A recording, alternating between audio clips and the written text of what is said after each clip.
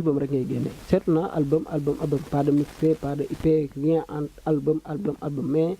aujourd'hui tu penses pas que loolu tamit bokk na si lu lay xaw a gàllankoor parce que tu sors des albums à des intervalles d'années très espacés donc il y a beaucoup de choses qui se passent entre temps bugguma la dagg mais affaire boobu daf ma intrigué trop si. waaw pour man moom affaire bi du course de vitesse course de fond la am na ñoo xam ne ñuy génnee ay téléchargement gratuit chaque weer te pourtant amuñ benn présence ak reconnaissance ak respect bi ci game bi ça ne veut pas dire que ne yaa ngi génnee lu bari rek que mu ngi def impact bi mu war a def après je trouve pas que dina la porter préjudice su fekkee ne yow xam nga fi nga jëm ak li ngay def léegi nag pourquoi le choix des albums kenn ku ci nekk époque ak période bi la hip hop fekk si bi nga gane ci hip hop maanaam bi nga tombé amoureux de cette culture lan moo la doon daaneel ci projet loolu moo tax ngay def li ngay def man tey si le choix est porté sur les albums je prends plus de plaisir de xool album parce que ñun année 90 yi da ngay gis ne pochetu album bi rek boo ko jotee xool ko liggéey bi ñu ciy def balaa ngay déglu way bi sax da ngay jàpp neex parce que c'est un concept artiste bi day dem am lu mu càmbar gëstu ko am benn direction indil la projet boo xam ne da nga koy déglu A ba Z après da nga ciy am loo ci jëlee léegi nag avec l'avènement des mixtapes combinaison de sons même bu dee sons yi amuñ benn rapport da ngay dajale rek am noo ko tuddee et puis génnee ko dafa gën a yombal génnee projet léegi mais yombal ko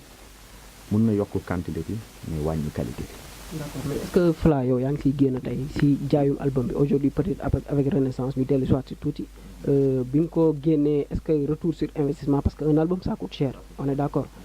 ça coûte de l'argent ça coûte de l'énergie et sa live ngay dugal si biir album bokkul ak peut-être mixtape ak voilà donc mais est-ce que yow yaa ngi siy gis sa bopp parce que yaakaar naa album artistes yu bëri yu may waxtaanal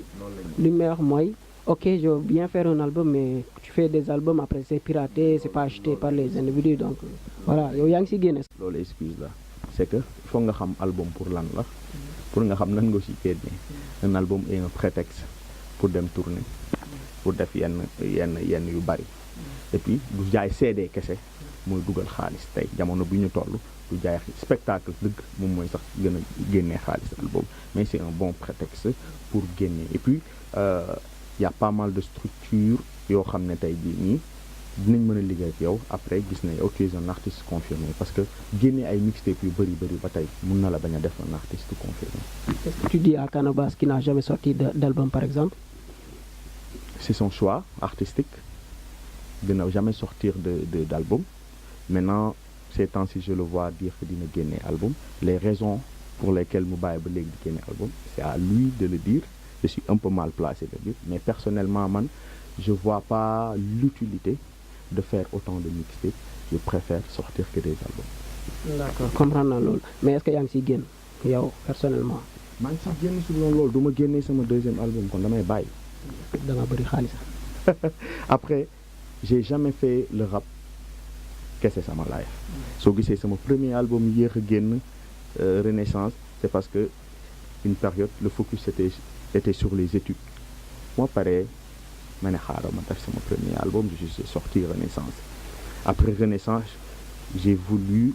mieux m'organiser am activité leneen loo xam ne lu hip hop loo xam ne ça peut me permettre de gagner de l'argent et de gérer tous les soucis quotidiens et autres parce que musique mën na gaaw comme mën na yéex comme sport la su dee da nga ne léegi yow sport rek ngay def yaa ngi entraîner mais amugoo club signé goo fenn ñu lay fay boo amul loo régler sa quotidien yi da ngay ngiru donc man lu may conseiller artiste bu nekk ak yaa xam sportif ak loo mënta def mooy sa ay rentrée d'argent da nga koy diversifier et puis ça te permettra nga gën a mën a am doole nga mën a def sa art ci condition yi nga ko bëgg a defee génnee sa album pressé su la neexee def ci les moyens qu'il faut et puis voir vidéo yi bu ko rab bi fayagul sax c'est un investissement c'est un projet nga tëj ko mën am moyen tëj ko bu fi nga ko mën a tëj après tôt ou tard dañu am retour sur investissement maintenant tout projet da nga koy étaler am ay objectifs court terme ak long terme xam na ci génnee li ñu ciy def projet da nga koy étudier xool terrain bi xool exigence su marché bi xool yow xaalis bi nga ciy dugal noo ko ciy génnewaatee balaa nga koy def mais bu dee da ngay freestyle rek tu risques tamit def ci xaalis après. ñaata xaalis nga si def Fla jàkkaarloo ak suñ caméra nga wax ñaata million nga def si projet bi. waaw si projet bi heureusement yàlla daf ma defal ma am ay associés yoo xam ne ku mel ni Hip Xaaf c'est Omar Thior il est basé en Espagne associé la si projet bi j'ai fait toute la production tout ce qui est artistique ba produit bi pare moom moo def pressage CD yi ngay gis nii yónnee ko d'Espagne parce que pressage bi gars yi ba léegi des na. waaw waxagoo de ñaata million nga dugal sama projet. million bi mënuma ko xayma. mënuma xayma liñ ci def yëpp ci xaalis parce que y a eu des partenaires yoo xam ne ñoom tam dañ contribuer y a Doncassi y a Mediacom y a pas mal d'autres structures mais bu ñu ko xayma woon million bi dina bari lool mais je veux pas dire des noms di chiffres nii pour wax ay chiffres pour mel ni kuy laaj ñoddi wala dara quoi mais dañ maa jàppale moo tax ma mën a def projet bi après lu may sante yàlla mooy képp ku ci ñëw jàpp am na loo xam ne moom la gis ci Fla ba am confiance boobu ñëw soutenir ko ci projet bi conviction la gëm la parce que c'est pas évident que ne ku ci def xaalisam automatiquement ci saa si xaalis bi day génnaat waaye ci sa liggéey naw la ci et puis gëm ne li ngay def dina fay loolu moo tax gars yi di ñëw di la ci fekk ci mais je peux pas dire de chiffre exactement lu ma ci def maa ngi def ba léegi di maanaam def bi jeex arrêté gul mënoo goo wax ne bilan lii laa ci def ci xaalis parce que y a beaucoup d'autres vidéos qui vont sortir te vidéos yoo xam nga lu muy laaj ak lu muy demal donc mun naa wax investissement ba léegi ñu ngi ci quoi donc peut-être après 1 an après sortie album bi bu ñu defee bilan dinañ mën a xam à peu près li ci dem yëpp exactement. d'accord dinañ mën a xam lu ci dem exactement léegi émission bi jeex peut-être balaa ñu koy teg en fait demander la yow en tant qu'acteur culturel aujourd'hui di gis hip-hop bi pourquoi c'est pas encore industrialisé au niveau des voilà maanaam mu doon comme Naija yi ni ngi ci nekkee parce qu'on parle d'argent ñu ci mën a génn nga gis kër gi rappeur diw moo ko moom oto bu tooy bi rappeur diw moo ko moom qu'est-ce qui bloque aujourd'hui l'industrialisation du hip-hop sénégalais. man lu may wax rek mooy il faut que ñu dem ba conscient lan la culture aada ak cosaan lan lay représenter sur réew. Aujourd'hui les gens citent beaucoup d'exemples comme ay Nigeria comment ils ont fait ils savent pas que il y a eu une volonté politique derrière seen président dafa toog xool il a vu un Akon star planétaire bu ñu xam boo xam ne am na ay origine fii Afrique Sénégal sax mu woo ko ne ko man dama bëgg sama jeunes yi ñu mën a artistes yi fi nekk mën a dugalante ak américains yi ñu promouvoir ko ba àdduna gis ko et il a mis sur la table de l'argent parce que gars yi dañuy fàtte aspect business wu musique bi ñëpp dañuy teg ne ay kora boo ko ci defee mooy dem foofu la ñuy orienter débat bi ils savent pas que artiste boo dégg ci àdduna bi ñuy riir il a un budget lu mu dee ay 3 millions de dollars de budget de communication loolu du ay caaxaan donc niveau d'organisation bi xam enjeu wu affaire bi xam lu ñuy laaj ci investissement pour atteindre benn objectif boo xam ne bu leer la tey promouvoir musique sénégalaise loolu artistes yi kese mënuñu ko def même les entreprises locaux wala internationaux yi fi ñëw war na am benn même bu dee nguur gi sax day wax ne pour da ngeen di jàppale ces artistes là parce que ñii fii lañ dëkk luñ fi am fii lañ koy dépenser donc tey j'aurais préféré exemple bu mu lay jox benn Fesman balaa ñuy fay artistes internationaux ay centaines de millions wala yooyu loolu ñu jëloon ko fay ko des locaux nga xam ne après ñoom dinañ mën a investir seen xaalis organiser waat créer ay emploi loolu moo doon gën a développer mais ba léegi dangay gis fay artistes internationaux 80 millions moo lay gënal nga jël 80 millions yi jël 10 artistes sénégalais diviser ko par 10 jox ko artistes yooyu après artistes yooyu bu ñu fa jógee avec ce capital ils peuvent s'organiser gën a def lu digg den lu ñu doon def pour man dañoo dese dooleel gars yi dañ leen dese gëm dañ leen dese wekk dañ leen doxal jox seen cër loolu moo tax affaire bi on préférera toujours xaar benn artiste nigérian ñu fay ko 80 millions am problème mu fay 5 millions locaux yi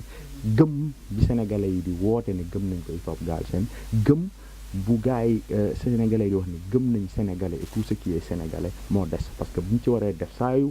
jóg def ci dara war a jotee duñ ci def luñ ci war a def moo tax duñ ci am luñ ci war a am loo ci deful ne ni musique bu la fayagul lim la war a fay defagoo ci li ci war a def man damaa jàpp ne musique sénégalaise dañ ci defagul liñ ci war a def buñ ko ci defee àdduna yëpp dañuy dégg. effectivement je pense que li nga wax leer na di ko dëggal di wax ñi ngi seetaan promoteurs yi les membres de l'État et tout vraiment gouvernement bi tout le monde quoi même les mélomanes jënd leen album yi Kanka Moussa mu ngi nii je pense voilà quoi. moo ne gëm nga artiste ba pare te du daram du la jaral dara. c'est vrai donc Kanka Moussa bi si WhatsApp bi damay gis samay xarit ñoo xam ne dañ may wax ni tel nee na ma WhatsApp ma ko après ngeen bëgg suñu rab bi dem fenn soo leen jógee fii naan Galsen xam nga après prêt à payer 15 000 francs 20 000 francs pour seetaani benn artiste voilà après yow fii nii locaux yi sont obligés ay 2 000 3 000 wala ba 5 000. waaye nag wax ji moo ëpp jëf ji quoi. wax ji moo ëpp jëf ci kon nag gars yi dégg ngeen message yu Fla ñu ngi waajal teg émission bi peut-être me poser une dernière question j'ai vu que en fait ce son ce clip je pense bi ma njëkk charmé mooy taaru mais jamono boobu noonu j'avais vu que Prince Art moom moo ko publié woon ci compte YouTube am donc da nga nekkoon pour juste m'éclaircir en fait da nga nekkoon Prince Art à un moment donné nu mu fa demee noonu wala ñoom ñoo la lancé wala da nga amoon deal ak ñoom c'est quoi les bails. On était en négociation, j'étais parti les voir pour voir management ou Fla de Ripper ñu mën a liggéeyal ci management et que je voyais que les artistes que yu Prince Art yoroon seen management baaxoon na trop donc j'étais parti les voir pour un deal de management. Malheureusement on s'est mal compris parce que voilà man bi may ñëw di ut contrat de management ki mu fa fekkoon di wax ak moom il pensait que ñun production lañ bëggoon. Malheureusement après bu loolu jàllee on a eu la chance de voir Ibou Ndour nga xam ne moom moo géré la partie artistique période boobu il n'était pas disponible moo tax ñun bu ñuy dem di leen proposer di boobu fekkuñ ko fa donc on a discuté et vraiment après il nous a dit malheureusement période boobu ñu daf fekkoon calé woon nañ suñu programme sortie suñu ay événements yëpp on pouvait plus déggoo ci benn cadre parce que ñun on était parti sur autre chose. Maintenant après j'ai un frère qui travaille là-bas King Lai moom moo leen wonoon vidéo bi et voilà ils étaient intéressés pour liggéey ci loolu mais après un problème de timing moo tax après contrat boobu aboutirul. Maintenant après je suis toujours de bonnes relations avec Prince Art et tout et dañuy soutenir ci yenn affaire yi may def yëpp donc on est en bon terme. D'accord donc ñu gis ne da nga teg sa label fan yi je sais pas fan yi la xaw ma yàgg na mais man temps yi laa ko déglu. Kanka Moussa moom si Right Hand Music la génnee ak collaboration ñaari label benn label bu nekk en Europe bi nga xam ne mooy def édition bi génnee ko foofu muy Rak Isar label boo xam ne ñoom pop ak rock rek lañ doon produire donc hip hop album Kanka Moussa mooy seen première expérience 15 novembre bii la war a génn un peu partout dans le monde et puis ñu am expérience su mën ko exporter daal. ak label boobu noonu donc voilà liggéey bi dans l'ensemble loolu la quoi. D'accord donc du coup tey comment dire maa ngi lay woowee Kanka Moussa tey Fla de Ripper Prince Art su ko woowaatoon wala Kezik bu ñuy dégg fan yi wala je sais pas African Victory label yi fi nekk te am doole tuuti suñ la woowoon da ngay teg sa label dem fekk si leen wala tu veux continuer tout ça. waaw collaboration mun na am te collaboration yokk doole la maanaam kenn du ñëw ci yow te gisul ne am nga dara ba pare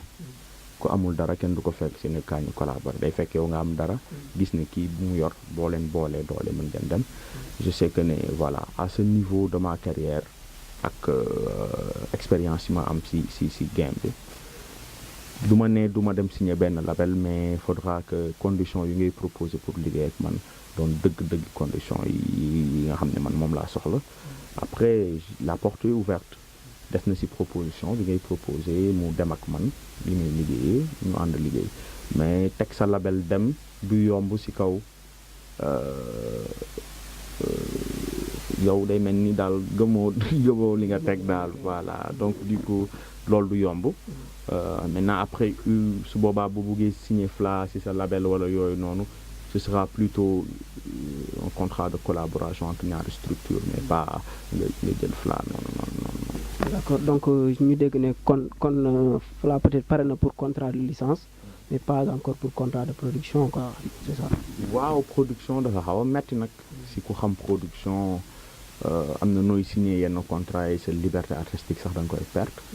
am na nu muy demee sax boo bëggee jóge si label boobu foog nga am looy changer sa tur et puis perdre sa liberté artistiquement quelque part se suicider parce que boo demee ba nekkatul yow yaay décider li ngay def amatoo am artistiquement te mun na la rey quoi donc am na leen loo xam ne si intégrité yi da nga koy bëgg a garder li ngay artistiquement parlant bëgg nga garder lenn li waaw après kuy ñëw day fekk gëm na li ngay def ba pare bu ñëwee peut-être si naka ngeen di def pour gën a dooleel li fi nekk ba pare lay doon quoi mais du nekk loo xam ne day ñëw pour dénaturer la wala aliéner la changer la carrément pour moom si lu mu gëm quoi. D'accord, je pense qu'on a fait le tour hein. Je pense qu'on a fait le tour donc Kanka Moussa génn na na ko gars yi dem jëndi yaakaar naa am na vraiment ay titres yu nga xamante ne man neex na moom muy Ndam j'ai bien aimé sant bi j'ai bien aimé aussi sa collaboration avec Sti voilà Kanka Moussa bi aussi c'est un titre magnifique également les vidéos de comment dirais-je de Fla tout le temps dama koy rappeler c'est des vidéos vraiment magnifiques donc mu ngi nii Kanka Moussa donc ma lay laaj rek Fla yow soo paree projet bi ndax peut-être projet de mariage da si topp wala lu mu demee noonu foo toll si mbir yi yow. waaw tëj émission bi. fi mu ne moom foog naa moom rek a fi des. waaw. projet de mariage de ah. je suis un cœur pris. un cœur pris de ah. waaw d'accord Fla yow t'es un homme à une seule femme wala ñeent wala ñett wala ñaar. ah sa waay suba moom looy ndekkee mënoo ko xam tey déggal na it never promise tomorrow today li nga nekkee tey nga xam lu suba yàlla di indi nga def ak moom.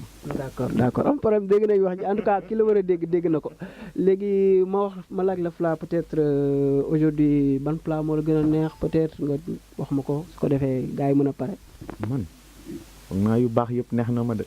waaw foog naa ne aw ma mbañ bu bari quoi. waaye xam naa ne bu ma gën a neex yaa sa ginaar yooyu da ngay am dara de. waaw yaa sa ginaar d'accord donc yaa sa ginaar neex na Fla dégg leen loolu. peut-être ma laaj la également comme que t'es musicien et tout yaa ngi déglu peut-être nga jox ma 3 titres yi nga xamante ne yaa ngi koy déglu bokkul ak Kanka Moussa nag fii Sénégal si artistes yi ngay déglu